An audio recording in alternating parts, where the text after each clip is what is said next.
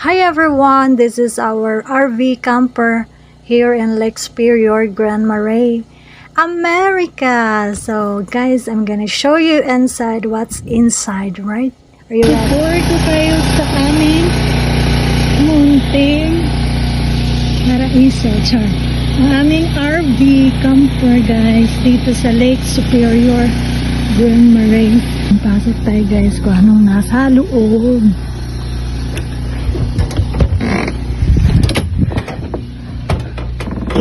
Mura lang to guys, no? $30,000.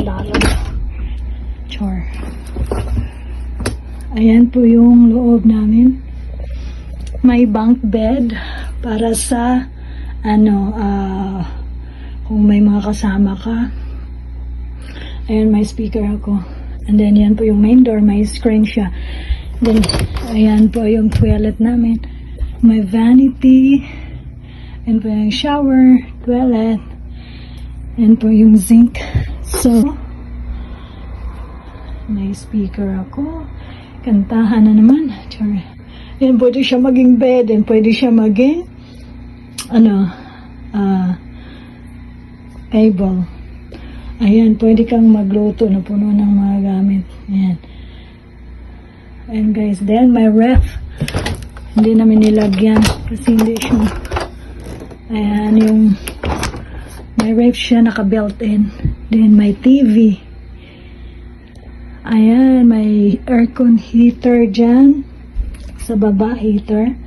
Dito tayo sa master bedroom. Ching, ching, ching, ching. Ayan po yun. Yung master bedroom. Ayan na, may aircon dyan, 4.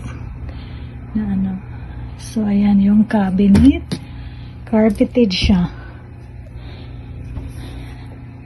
Ayan po yun, yung style niya, guys.